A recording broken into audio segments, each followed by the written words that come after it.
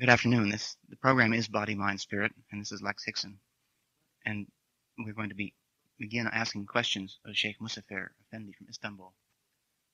Efendi, to begin with, many people have the false impression that Islam has a kind of exclusive fanatic belief in itself and rejects other religions. Could you tell what is the Islamic attitude toward Christianity and Judaism? Bazı kimseler İslamiyet yanlış bir fikir sahibidir diyor.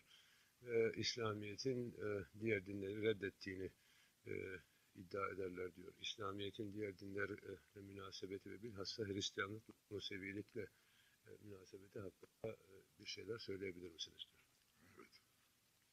İslam dini kendinden evvel geçen enbiyaya iman ve hiçbir nebinin imanda tefrik edilmeyeceğini, gene kendinden evvel geçen enbiyanın kitabını tasdik edilmesini emretmektedir ki, Islam orders that all messengers and prophets sent before the last one brought the same message of the one Creator.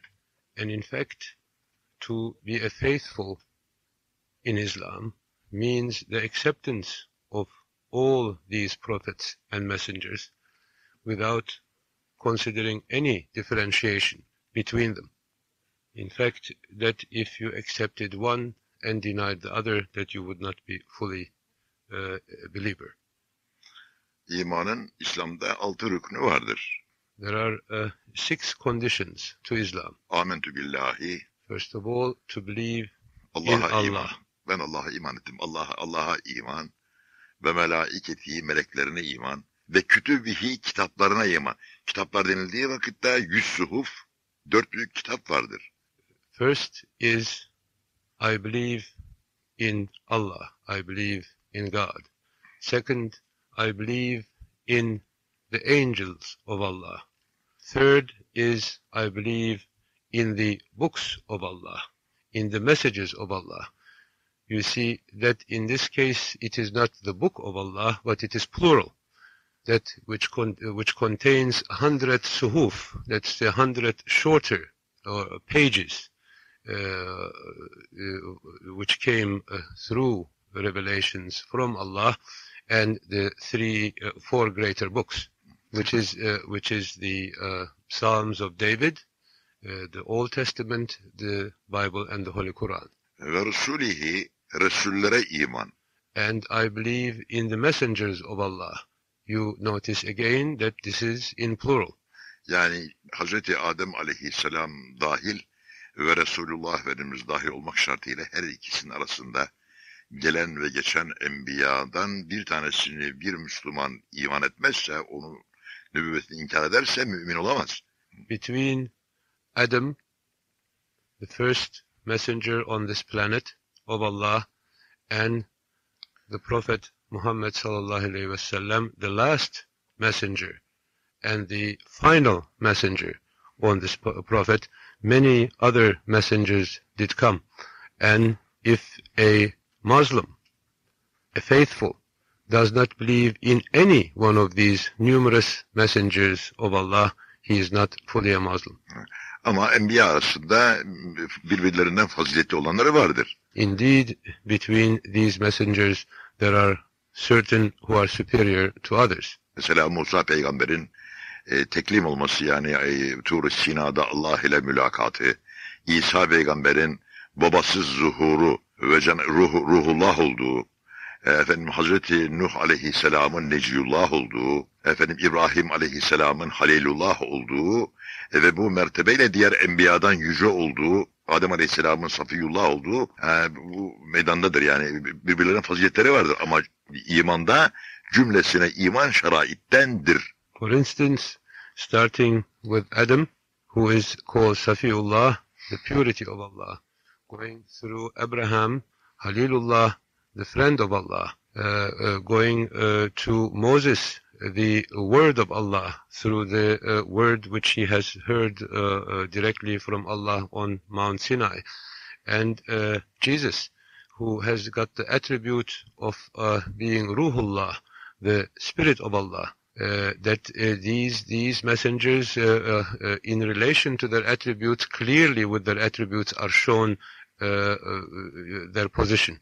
That's in the context of that very broad spiritual understanding. Let me ask a direct question about let's say the state of Israel. Many Jews have gotten the impression that Islam is somehow inimical, to having a state of Israel. Can Sheikh Musafir Efendi comment on that? Bu umumiyet itibariyle diyor Efendimizin Nebiullah hakkında söyledikleri anlaşıldıktan sonra diyor. Şimdi muhassas bir meseleye gelelim diyor. Mesela diyor İsrail'deki İsrailliler diyor kendilerinin İslamiyet'in kendilerine düşman olduğu fikrinde iseler diyor. Bunun bir sebebi var mı? Elbet var. Çünkü İsrailliler Hz. İsa Aleyhisselam'ın nübüvvetini kabul etmiyorlar. Meryem'e de bir suç isnat ediyorlar.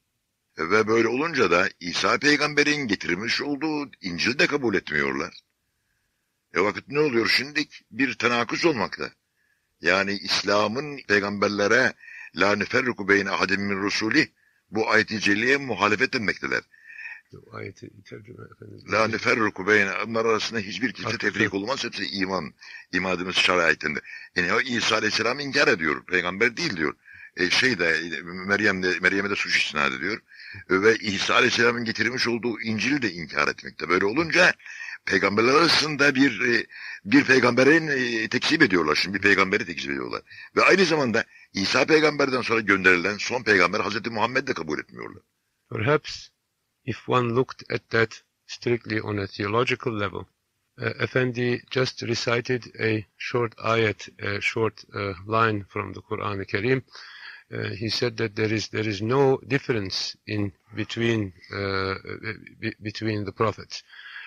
Perhaps the reason of this animosity in the hearts of some is that the followers today, those who call themselves the followers of Moses, they do not accept Jesus as a prophet. They attribute certain unholy and unthinkable blame on our mother Virgin Mary. They do not believe in the authenticity of what is declared in the Bible and the message of what the prophet Jesus brought. So you see that is already a breakage of a linkage of the continuation of prophethood and of the messages repeated and added to in the continuity of prophethood.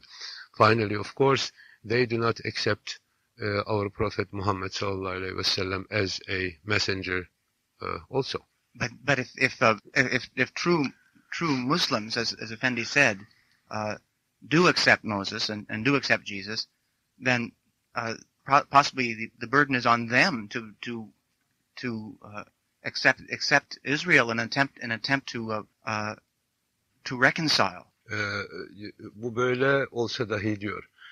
Hakiki bir Müslüman ki hem Hazreti Musa'yı hem Hazreti İsa'yı tasdik eder diyor. O zaman Müslümanlara düşmüyor mu diyor bu meseleyi halletmek. Çünkü onlar hem Musa'yı tasdik ediyor hem İsa'yı tasdik ediyor.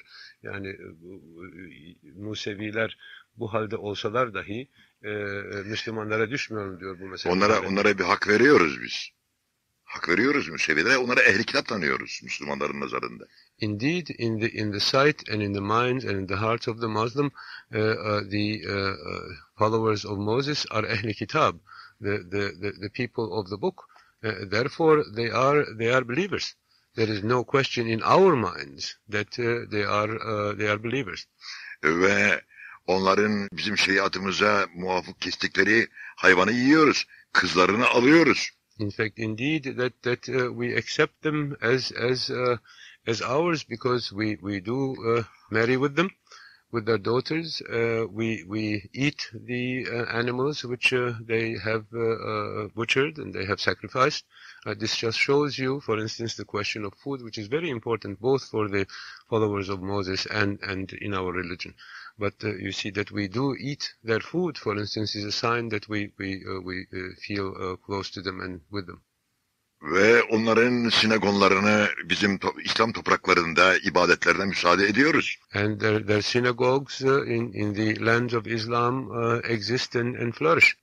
Ve onların gene itikatlarını hürmet ederek, mesela Türkiye'de, İstanbul'da, mezbahanede haham kesir evvela sığırı ki Yahudi cemaati, Müseviler o etten yesinler diye. Haham keser, sonra Türk kasabı keser arkasından, Müslüman kasabı keser. For instance, in the butchering houses in Istanbul, public large, how do you call them? Slaughterhouses. Slaughterhouses. First, the haham, the Jewish rabbi, makes the kosher sacrifice and butchering of the animals. Then comes the Muslim butcher and cuts according to our laws. Yeah. So that they would, because we consider them that they do not want to be after us, so that it could be dirtied, in their conviction. Is it possible then that 54 bin Yahudi İspanya'dan çıkarıldığı vakitte vatansız kaldılar. İslam halifesi onları İslam vatanına aldı.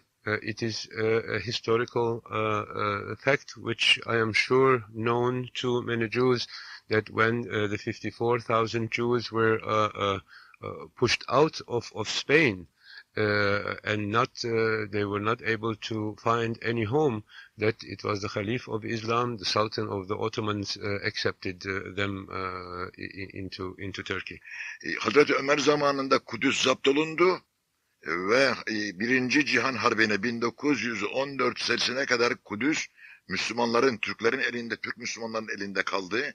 Bu arada ne Müsevilerin Kudüs'teki bulunan mukaddes yerlerine el sürüldü, ne Hristiyanların kiliselerine dokunuldu. From the time of Hazreti Ömer, 7th century, all the way till 1914, till the Second World War, practically continuously Jerusalem was in the hand of the Muslims.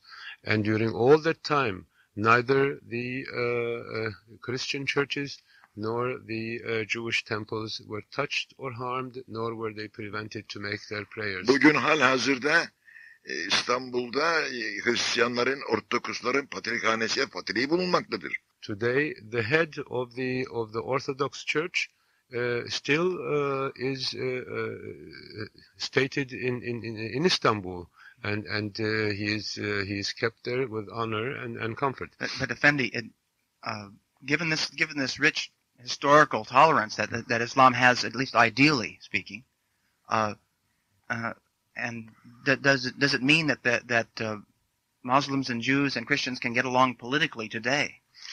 Efendimizin bu gösterdiği tarihi misallerden sonra ve hatta bugün dahi devam eden bu halden sonra demek istiyor musunuz ki diyor Müslümanlar ve Hristiyanlar ve Müseviler bir arada kardeş gibi yaşaması icap eder ve yaşayabilirler mi? Bugün o hale geldi ki dünya ikiye ayrılmıştır.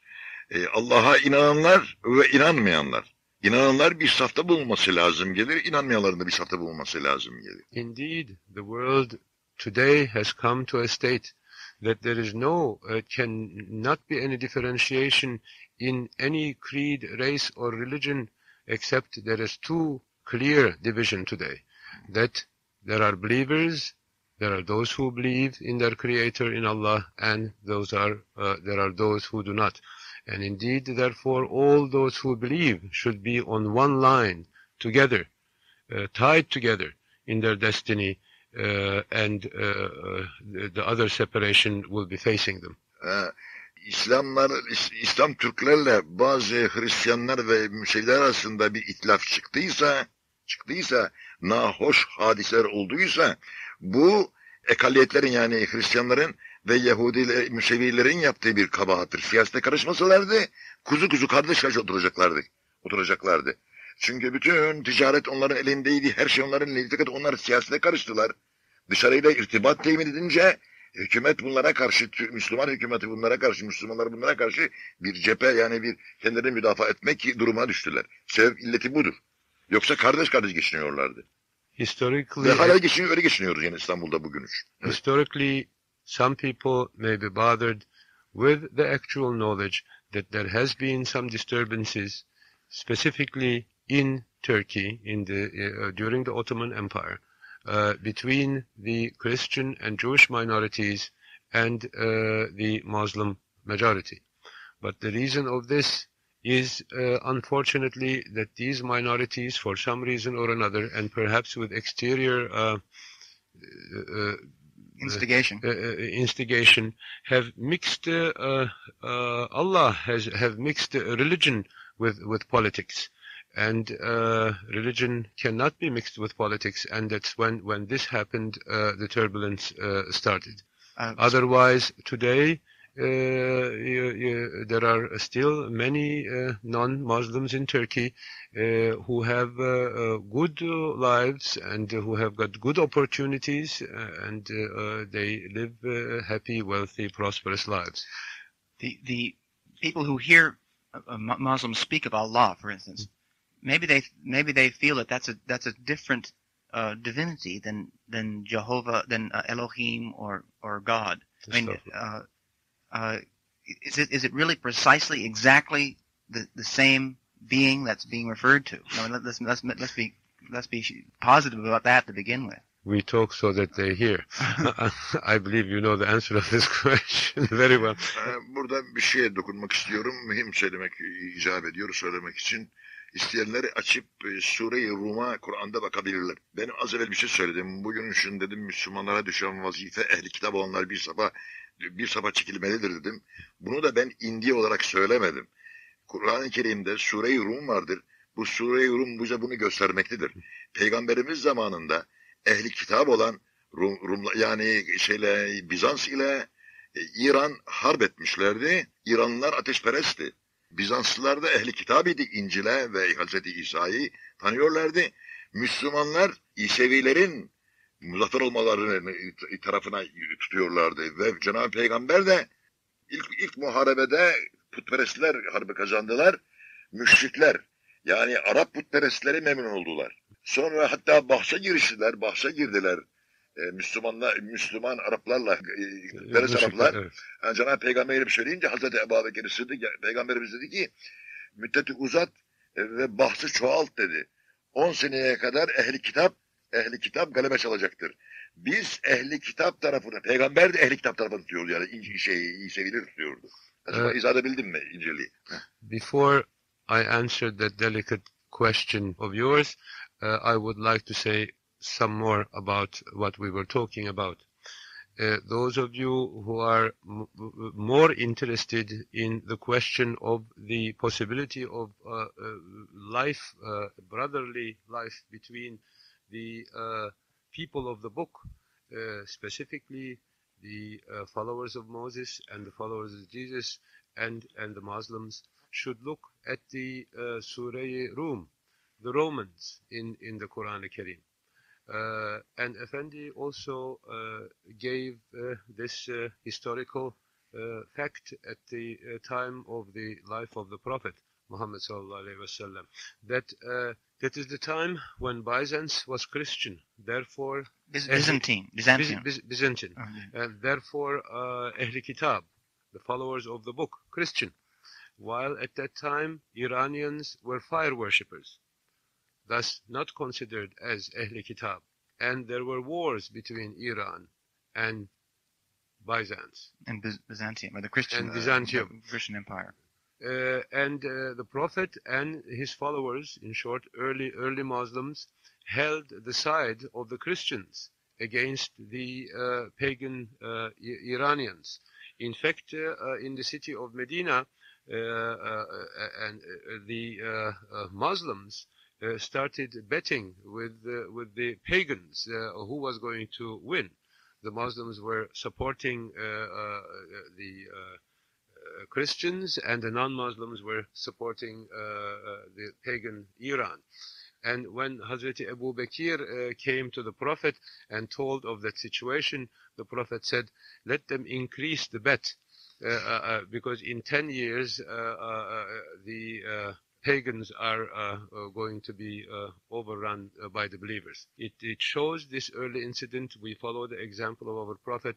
Our Prophet believed and supported the people of the book, the Christians and the followers of Moses. And that is what the Muslims should do and do today. Yani Peygamberimiz de ve inananlar da Ehl-i Kitab'ın muzaffer olduğunu istiyorlardı ki o safta bulunuyorlardı demekti. Bugün de Müslümanlara düşen vazife Ehl-i Kitab olanların safında bulunmaktır.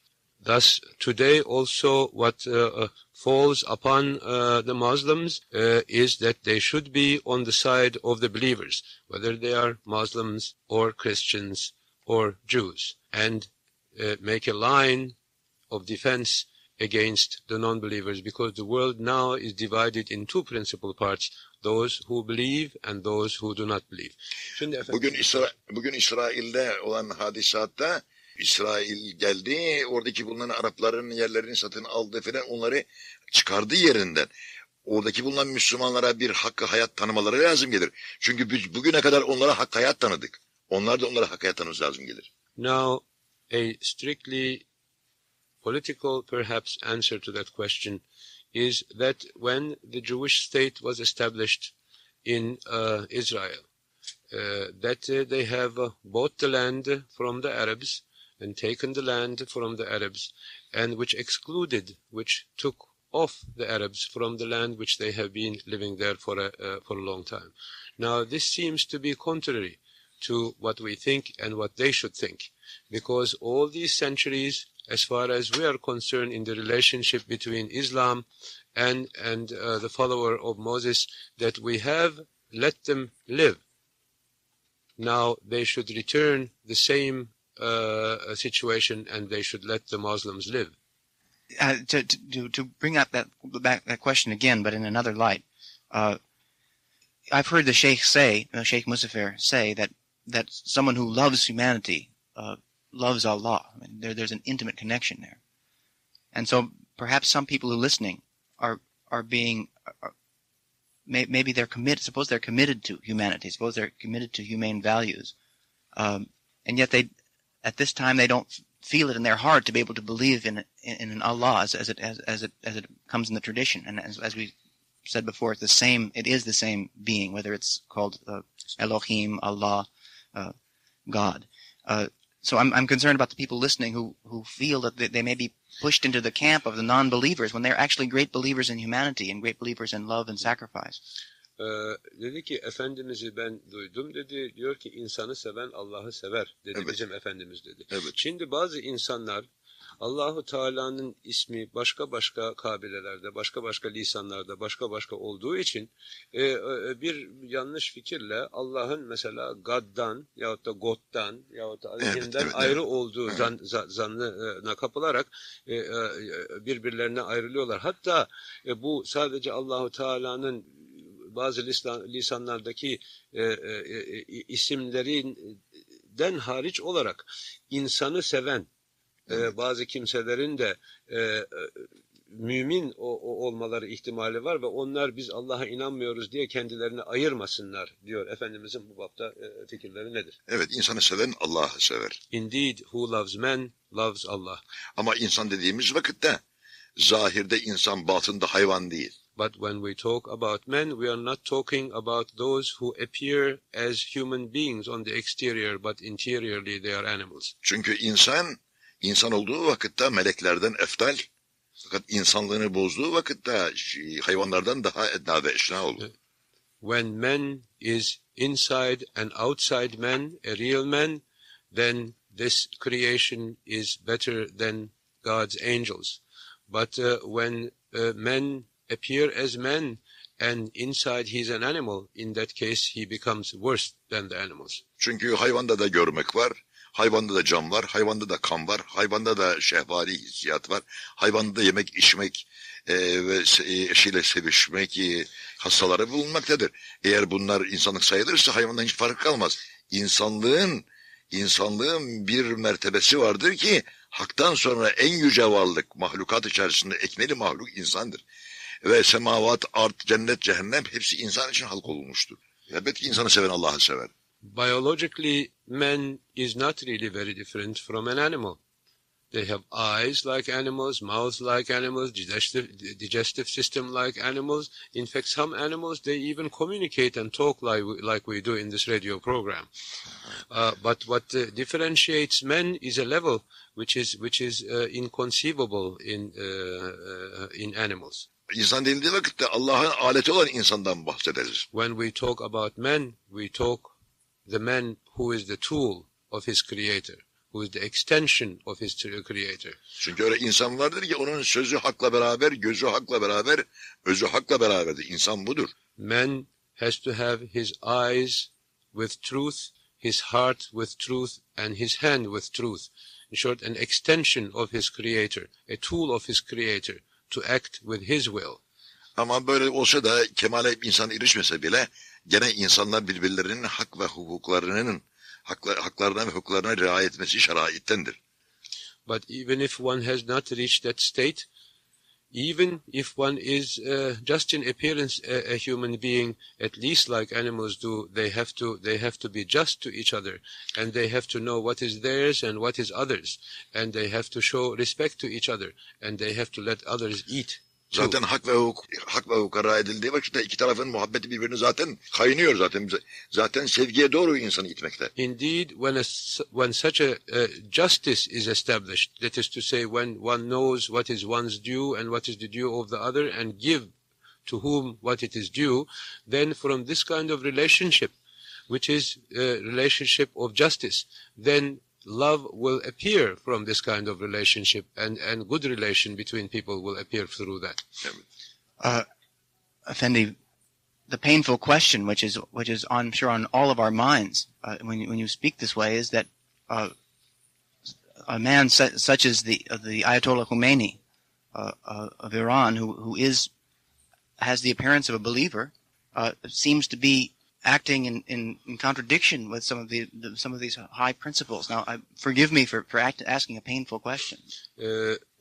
Acı bir sual soracağım diyor. Evet. Efendimiz böyle konuşunca diyor, İslamiyet hakkında ve Müslümanlar hakkında buna aykırı görünen bir hadise var zamanımızda diyor. Evet. O da Humeyni hadisesi diyor. Evet. Bu acı suali Efendimiz'e sormaktan dolayı af diliyor. Estağfurullah. Ben de şahsi görüşümü söyleyeceğim. I can only give you in that my private opinion. İnsanlarda üç türlü ilim hasıl olur. There are three kinds of knowledge in man. İlmel yakin, aynel yakin, hakkal yakindir. One is the knowledge through hearing, one is the knowledge of seeing, and the third is the true knowledge of being, the knowledge itself. Şimdi bize gelen haberler ilmel yakin olarak gelmektedir ki bir haberin sıdka ve kizbe ihtimali vardır. Yalan da olabilir, doğru da olabilir. What comes to us is ilmel yakin, that is to say, knowledge through hearsay. Now, thus this kind of knowledge could be true or could be false. Benim gazetelerden okuduğum, çünkü ben İran'da yaşamıyorum ve Türkiye'de yaşıyorum ve İran'ın haricinden İran'a bakıyorum ve gelen haberlerle ancak bu soruya cevaplayacağım, yanıtlayacağım. I do not live in Iran. I haven't recently been in Iran. My opinion is based on what I have heard, what I have read. After all, we must not forget that we are looking at Iran from outside of Iran. Hümeyni yanlış yoldadır. Okuduğumuz haberlere göre, aldığımız haberlere göre. According to this kind of knowledge, Humeyni is following a wrong path. Din adamı, bahus Müslümanlarda intikam olmaz. Men lehu kinun, leyse lehu dinun. Bir adamda kim varsa o adamda din olmaz. If a man has vengeance, that man cannot have faith, cannot have religion, according to what I have quoted to you. Buyurun.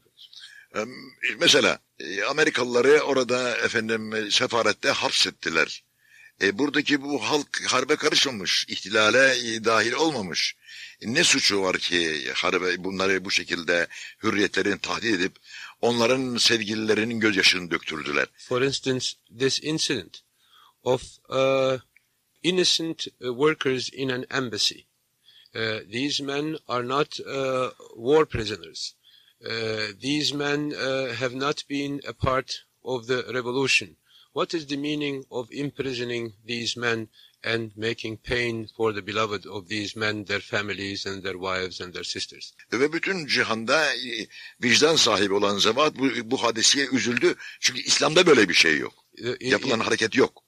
In the whole world, whoever has some kind of a compassion in their hearts, some kind of a understanding of the human being have been pained with this incident.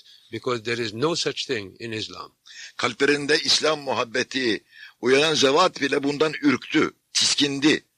Even people in whose hearts there is the love of Islam has been irritated. In fact, has found this dirty and ugly.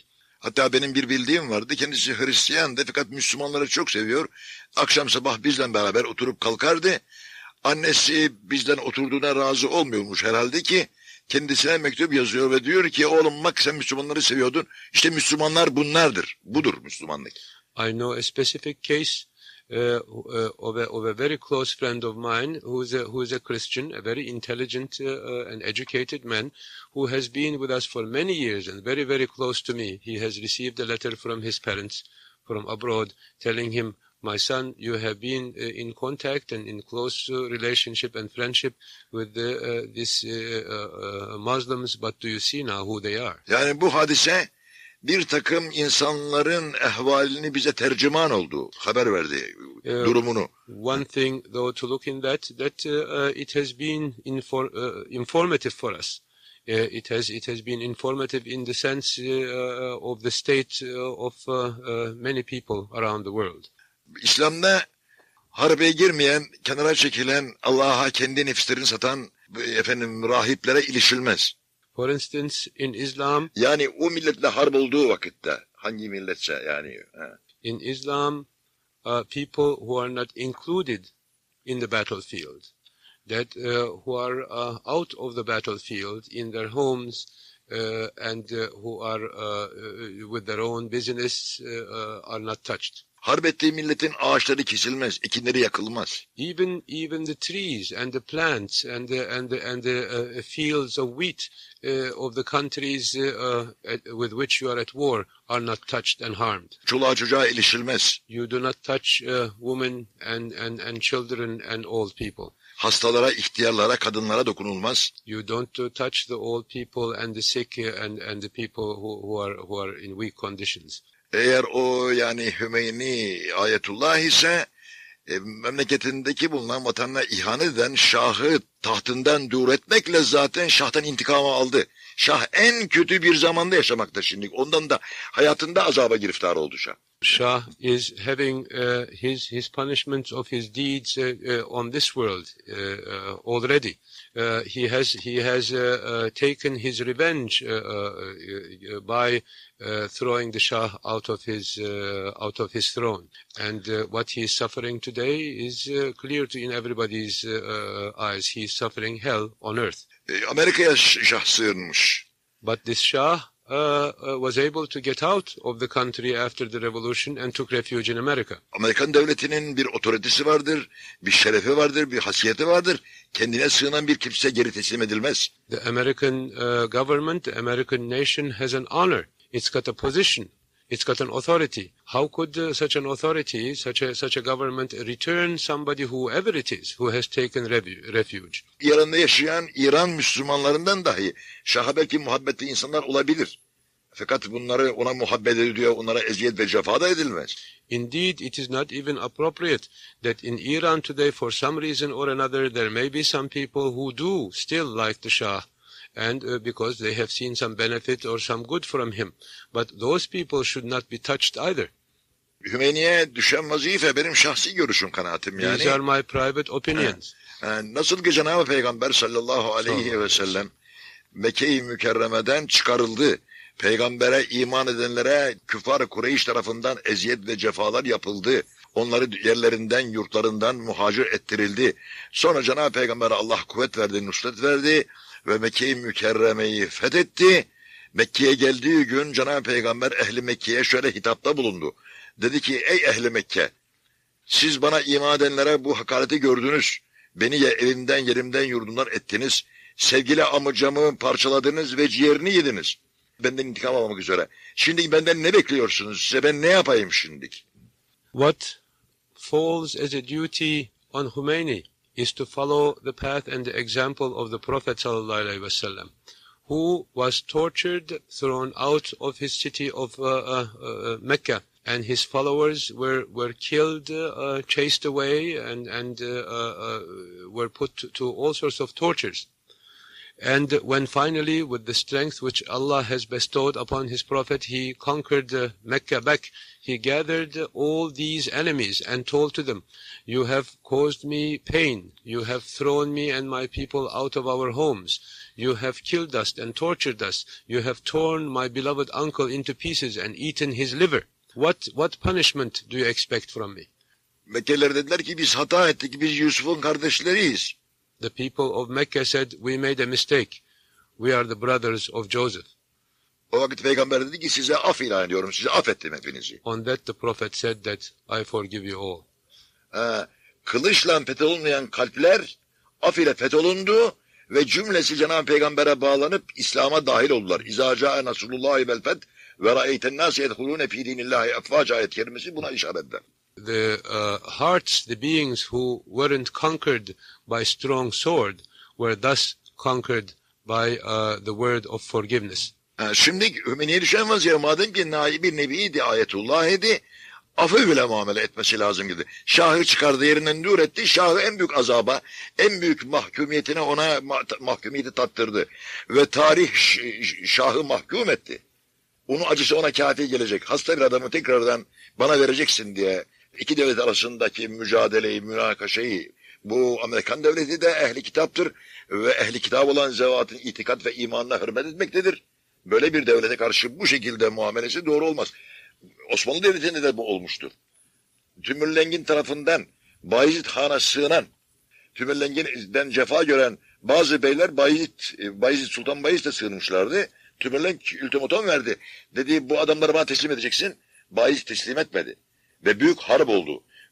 Osmanlı Devleti mağlup oldu bu harpte. Fakat mağlup oldu ama bu ideale hizmet ettiği için 700 sene payidar oldu dünya yüzünde. If Humeyni is the follower of the Islamic tradition and the follower of what has our Prophet has shown us as example, then what falls on him is to follow the same signs of forgiveness, but not to demand a sick, dying man from a great nation who in turn is also a people of the book, that they also are believers, thus insulting the honor and the authority of that nation, and to try to push that nation with devices such as he has manufactured. It has happened in the past to the Ottoman Empire in Turkish history, that when Timurlen came over Anatolia, two of his vassals had taken refuge, and not certainly two honorable vessels either, taken refuge on the side of Sultan Bayezid, the Ottoman Sultan. Not to return those two men who has taken refuge, enormous battle and enormous war erupted between those two Turkic people, between Timurlen and the Ottoman Empire, which caused to momentary destruction of the Ottoman Empire. But because of this following of the example of the Prophet, but because of this honor of not giving up, no matter who it is, who has taken refuge in you, after that incident for 700 years, the Ottoman Empire survived and lived in glory. Gene aynı zamanda İsveç Kralı Osmanlı'ya sığındı. Osmanlı deli petro Büyük petrol istedi bizden. İsveç Kralını vermedi Sultan Ahmet Han ve muharebe oldu. Muharebe oldu, vermedik yani biz sığınanları. Ruslarla mı muharebe? Ruslarla muharebe oldu. Deli petrolün oldu tabii. İşte muharebe şey odur. And again, another incident in Ottoman history when the Swedish king took refuge to the Ottomans in a war between Russia and Sweden. And because of this incident of one person who took refuge into in the Ottoman Empire, there was this great war between Russia, so-called Peter the Great. We call him Peter the Crazy, and the Ottomans. Ama şu ne olacak şimdi? Yarın bu hadiseyi dinsizler ellerine alacaklar. Hümeyni'nin yapmış olduğu bu hatadan dolayı hücumlarını dine çevirecekler, İslam dinine çevirecekler. Now what is going to happen, and what even has signs of what is happening, that the ones who do not believe in Allah is going to use this incident, what Humeyni is doing, and turn that as a sword against Islam and against the believers. Gene en büyük zararı inananlar göreceklerdir bu hadisede. Again, because of this unfortunate mistake, the greatest suffering and greatest blame and difficulty is going to fall on the believers. Cenab-ı Peygamber şunu da söyleyelim, Efendimiz şöyle söylüyor, bunu da unutmamalıdır. Peygamberimiz diyor ki, beni terk edeni ben terk etmem. Our prophet, one must not forget what I am saying now. Our prophet says, who leaves me, I do not leave him. Bana zulmeteni ben affederim. The one who tyrannizes me, I will forgive. Beni mahrum edeni ben mahrum etmem. The one who doesn't give me, I will give to him. Ve hemen derhal şimdiki o Amerikan sefaretinde bulunan gençlerin hepsinin bırakılması lazımdır. Bırakması lazımdır ki bu hatayı burada bitirmelidir. Sürüp gitmemelidir bu. He must now let go those innocent people who are imprisoned in the American embassy, so that this unfortunate mistake, go any further. Hatanın neresinden dönülürse iş güzel olur. Wherever you turn in a mistake, you have corrected your mistake to a certain extent. You've been listening, and I'm sorry about the cumbersomeness of the fact that you had to listen to the Turkish translation, but it's really important to. Maybe this is one of the first times in the United States media that a major spiritual leader of Islam has been able to speak about this issue directly in his own language, in his own rhythm, in his own way. It's regrettable that we only have an hour, and that I just felt it was impossible to take phone calls and to have the fragmentation of the translation on top of that. But Muzaffar Effendi will be meeting with people this afternoon who wish to continue the conversation. He's going to be at the Noor Oriental Gallery, which is at 1 West 30th Street, and particularly those who feel a spiritual connection with what he says. He certainly isn't here to argue just political issues. He wants to integrate it with people who have spiritual aspiration. But there's also the telephone number at the Noor Oriental Gallery that if you're living in New Jersey or Connecticut and you want to call and ask the Sheikh a question, Tosin Baba will be there translating. So the telephone number is 695-2302. And the Sheikh will be there shortly, from about 2:30 till about 5:30 this afternoon. And if you live within walking distance or bicycle distance, come and have a cup of tea and some refreshment and talk with the Sheikh. He's a most open and warm human being who really embraces all of us.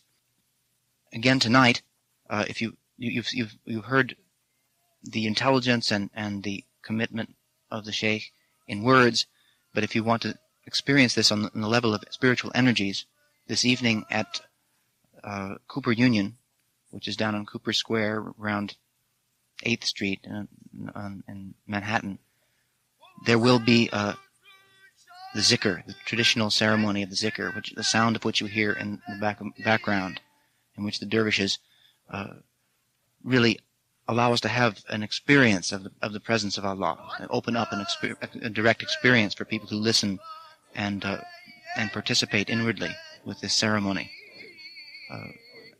We thank the Sheikh for being, I think, courageous enough to come on and speak frankly his own opinions, and also to a large extent, although he didn't say so, I feel he's speaking for Islam. I think that he's an imam. He's a true imam, a qualified imam, and he's speaking out of the tradition. He wasn't simply giving any personal, emotional point of view. So we look forward to seeing you every afternoon, Monday through Friday, at this time, between 1 and 2, trying to explore these issues together. Again, the Noor Oriental Gallery, the telephone number 695-2302 for any information. Thank you.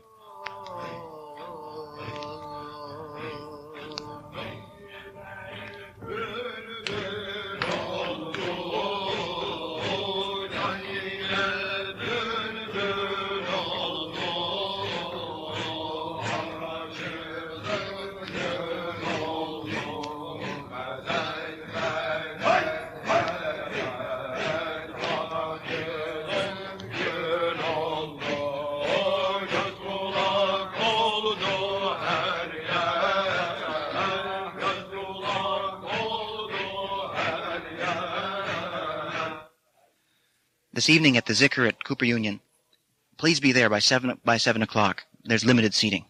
Thanks.